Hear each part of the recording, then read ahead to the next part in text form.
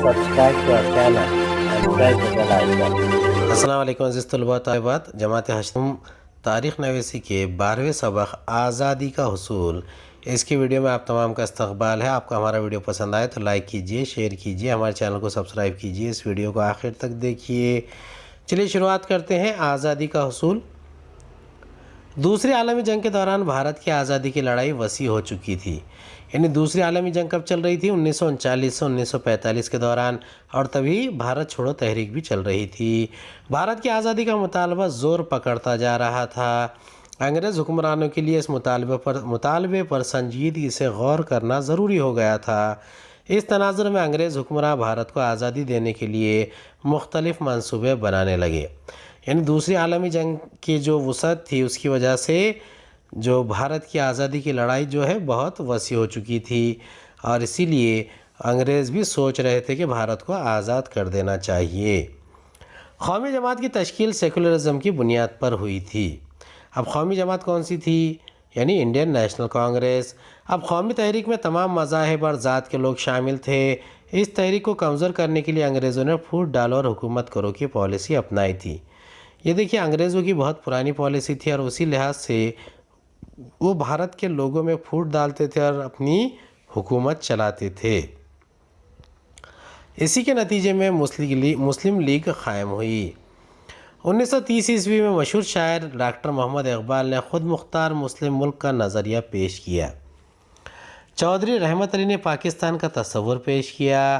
Barrister محمد علی جناح نے دو قومی نظریہ پیش کر کے آزاد مسلم ملک پاکستان کا مطالبہ کیا. بیرسٹر جناح اور مسلم لیگ کا کہنا تھا کہ قومی جماعت صرف ہندوؤں کی پارٹی ہے اور مسلمانوں کو اس سے کوئی فائدہ حاصل نہیں ہوگا. اب دیکھیں سب کے یہاں پر اپنے اپنے مقاصد ہوتے ہیں، اور اسی لحاظ سے یہ چودھری رحمت علی پاکستان کے جتنے بڑے بڑے زمیندار تھے، وڈیرے تھے، یا پھر بیرسٹر محمد علی جناح، ان سب کے اپنے اپنے نظریے تھے، اور وہ چاہتے تھے کہ انہیں ایک الگ ملک مل جائے تاکہ وہ وہاں پر اپنی حکومت قائم کر سکے. اور وہ ہر ایک انسان اقتدار کی ہوس میں تھا. جبکہ بھارت کو آزادی مل رہی تھی، اس سے ان لوگوں کو اپنے نظریات کو تبدیل کرنا چاہیے تھا. لیکن بیرسٹر جناح اور مسلم لیگ کا کہنا تھا کہ قومی جماعت صرف ہندوؤں کی پارٹی ہے اور مسلمانوں کو اس سے کوئی فائدہ حاصل نہیں ہوگا. اب دیکھیں گے ویویل پلان. جون 1945 میں بھارت کے وائسرائے لارڈ ویویل نے ایک منصوبہ بنایا. 1945 میں بھارت کے وائسرائے کون تھے؟ Lord Wavell. اور انہوں نے ایک منصوبہ بنایا تھا. اس منصوبے میں مختلف شقیں تھیں، جن میں مسلمانوں، دلتوں اور اقلیتوں کے لیے مرکزی اور صوبائی قانون ساز مجلس میں مناسب نمائندگی اور وائسرائے کی مجلس عاملہ میں ہندو اور مسلمان ارکان کی مساوی تعداد جیسے نکات اہم تھے. اب دیکھیے ایسے نکات پیش کی گئے تھے جس سے بھارت کی تقسیم نہ ہو. یہ ویویل پلان اسی مناسبت سے بنایا گیا تھا. یہ بھارت کے مسلمانوں، دلتوں، اقلیتوں اور تمام ہندوؤں کو یکجا اور متحد رکھنے کی کوشش کر رہے تھے. لیکن اس منصوبے پر غور و خوض کرنے کے لیے شملہ میں بھارت کی اہم سیاسی پارٹیوں کی ایک نشست منعقد کی گئی تھی. بیرسٹر جناح نے اصرار کیا کہ وائسرائے کی مجلس عاملہ میں مسلم ارکان کے نام تجویز کرنے کا اختیار صرف مسلم لیگ ہی کو ہوگا. اب دیکھیں یہاں پر بیرسٹر محمد علی جناح جو ہے یہاں پر بہت ہٹ دھرمی کر رہے تھے، جو اس منصوبے کو پوری طریقے سے مکمل نہیں ہونے دینا چاہتے تھے. اب قومی جماعت نے اس کی مخالفت کی، جس کی وجہ سے ویویل منصوبہ کامیاب نہ ہو سکا. سہ وزیری منصوبہ. سہ وزیری یعنی جس میں 3 وزیر ہوتے ہیں. اب دوسری عالمی جنگ کے اختتام کے بعد، یعنی دیکھیے دوسری عالمی جنگ کب ختم ہوئی تھی؟ 1945 میں. شروع کب ہوئی تھی؟ 1939 میں. تو دوسری عالمی جنگ کے اختتام کے بعد بھارت کو آزادی دینے کے لیے انگریز حکمراں راضی ہو گئے. دیکھیے انگریز حکمراں 1945 کی دوسری عالمی جنگ میں خلاش ہو گئے تھے، اور وہ بھارت کو کنٹرول نہیں کر پا رہے تھے، اس لیے آزادی دینے کے لیے راضی ہو گئے. برطانوی وزیر اعظم ایٹلی نے پارلیمنٹ میں بھارت کے بارے میں پالیسی واضح کر دی، جس کے مطابق یہ تسلیم کر لیا گیا کہ بھارت کے آئین کی تدوین کا اختیار بھارتی عوام کو ہوگا. یعنی بھارت کی آزادی کے وقت وہاں کے وزیر اعظم کون تھے؟ ایٹلی تھے. اس سے پہلے ونسٹن چرچل تھے. اور وہ چاہتے تھے کہ بھارت کے جو لوگ ہیں وہ اپنا آئین، اپنے کانسٹیٹیوشن، سنویدھان خود بنائے۔ یہ بھی واضح کیا گیا کہ اقلیتوں کے مسائل آزادی کی راہ میں رکاوٹ نہیں بنیں گے، یعنی آزادی تو بھارت کو دی جائے گی اور اقلیتوں کے مسائل کو بھی حل کیا جائے گا، اس کے بارے میں انہوں نے پوری طریقے سے غور و خوض کر لیا تھا۔ مارچ 1946 میں 3 برطانوی وزراء پیتھک لارنس، اسٹینفورڈ کرپس اور اے وی الیگزینڈر کے وفد نے بھارت سے متعلق برطانوی منصوبہ بھارتی رہنماؤں کے سامنے پیش کیا۔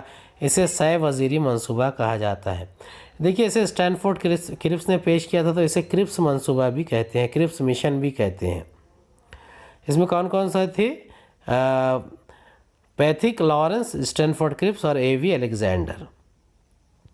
اس منصوبے کی چند شاخیں قومی جماعت کو منظور نہیں تھی، یعنی اس منصوبے میں مسلمانوں کے لیے آزاد ریاست کے قیام کا بھی ذکر نہیں تھا، لہٰذا مسلم لیگ بھی اس سے مطمئن نہیں تھی۔ یعنی کرپس مشن جو تھا وہ ان تمام چیزوں کو بیان کرنے میں ناکام ہو گیا، جس کی وجہ سے نہ صرف قومی جماعت نے بلکہ مسلم لیگ نے بھی اسے نامنظور کر دیا، اور انہی وجوہات کی بنا پر 100 وزیری منصوبہ مکمل طور پر تسلیم نہیں کیا گیا۔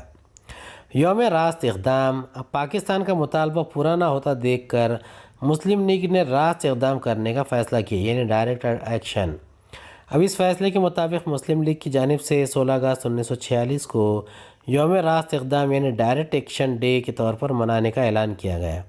یعنی مسلم لیگ اس بات پر بضد تھی کہ کسی بھی حال میں انہیں پاکستان کا مطالبہ مان لیا جائے اور انہیں آزادی دے دی جائے، اور اسی لیے وہ 16 اگست 1946 کو ڈائریکٹ ایکشن ڈے مناتے تھے۔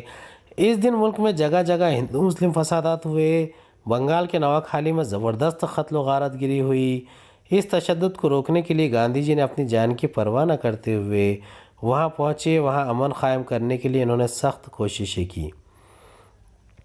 اب دیکھیے یہ جو نواک خالی ہے بنگال کا ایک علاقہ ہے جہاں پر ڈائریکٹ ایکشن ڈے کے بعد میں بہت ہی خطرناک خون ریزی ہوئی تھی، فسادات ہوئے تھے، اور انگریزوں کی چال کامیاب ہو گئی تھی جہاں وہ ہندو اور مسلمانوں کو لڑایا کرتے تھے، اور بعد میں گاندھی جی نے وہاں پر جا کر امن قائم کیا۔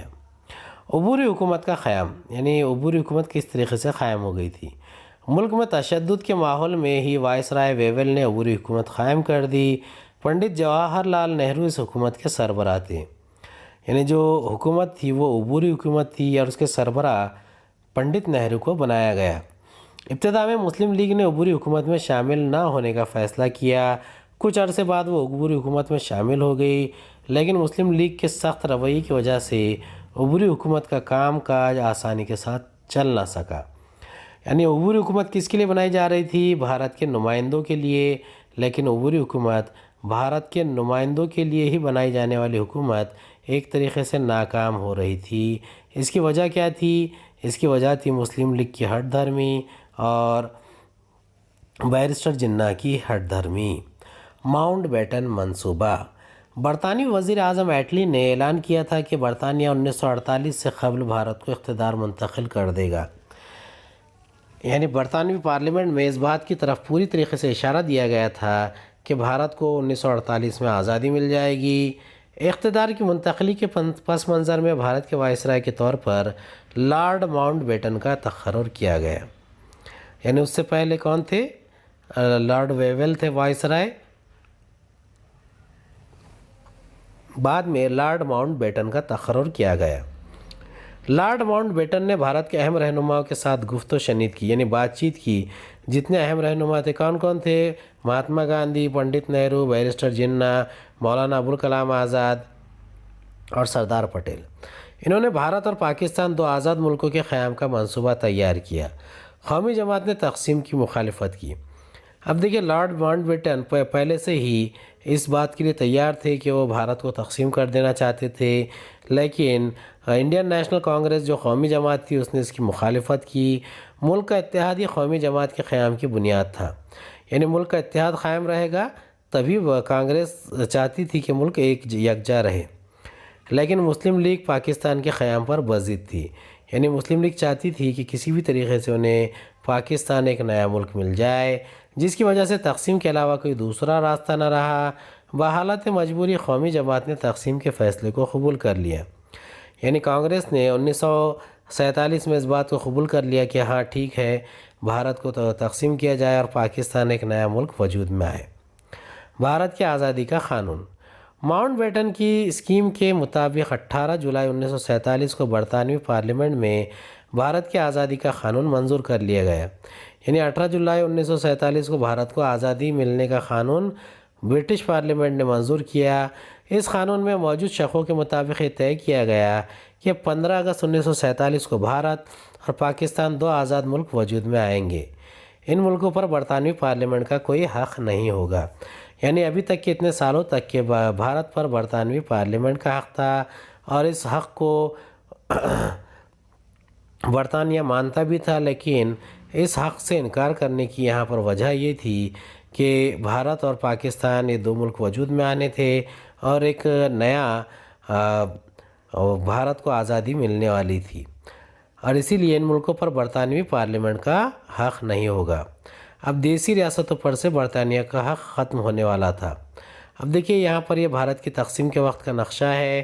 پاکستان، مغربی پاکستان، مشرقی پاکستان جیسا کہ آج بنگلہ دیش ہے، اور یہ ہمارا پیارا بھارت۔ اب دیسی ریاستوں پر سے بھی جو ہے برٹش سرکار کا، انگریزوں کا اقتدار ختم ہو رہا تھا۔ یہ ریاستیں بھارت یا پاکستان کے ساتھ اپنی مرضی سے الحاق کر سکتی ہے یا آزاد اور خود مختار رہ سکتی ہیں، ایسا برٹش حکومت چاہتی تھی، لیکن بھارت اور پاکستان میں بعد میں ان ریاستوں کو ملا دیا گیا۔ آزادی کا حصول۔ بھارت کی آزادی کے قانون کے مطابق 15 اگست 1947 کو بھارت کو آزادی دے دی گئی۔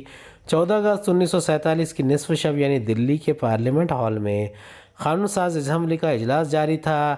نصف شب 12 بجے بھارت کی غلامی کا دور ختم ہو گیا۔ برطانوی پرچم یونین جیک کو اتار کر اس کی جگہ بھارت کا ترنگا پرچم لہرایا گیا، یعنی کب؟ یہ 14 اگست کی آدھی رات کو 1947، جب 15 اگست کا دن شروع ہوتا ہے، اسی لیے ہم 15 اگست کو یوم آزادی مناتے ہیں۔ 150 برس کی غلامی کے بعد بھارت آزاد ہو گیا، یعنی انگریزوں نے بھارت پر کتنے سال حکومت کی تھی؟ 150 برس، 150 سال۔ آزادی کے حصول کی مسرت احساس غم سے خالی نہ تھی۔ ملک تقسیم ہو گیا اور تقسیم کے بعد امڑنے والے تشدد کی وجہ سے عوام غم زدہ تھے، یعنی پورے بھارت میں تو نہیں لیکن خاص طور پر پنجاب اور بنگال میں بڑے پیمانے پر تشدد ہوا اور وہاں پر خون ریزی ہوئی، فساد بھڑک اٹھا۔ آزادی کے جشن میں شریک نہ رہتے ہوئے گاندھی جی بنگال میں اپنی جان جوخم میں ڈالے ہوئے تھے۔ آزادی ملنے کے محض 6 مہینے بعد 30 جنوری 1948 کو ناتھورام گوڈسے نامی آدمی نے گاندھی جی پر گولیاں چلا کر ان کا بہیمانہ قتل کر دیا۔ ہندو مسلم اتحاد قائم رکھنے کے لیے گاندھی جی ہمیشہ کوشاں رہے اور اسی مقصد کی خاطر اپنی جان قربان کر دی، یعنی 30 جنوری 1948 کو گاندھی جی کا ہم جینتی مناتے ہیں، جس میں ان کا قتل ہوا تھا۔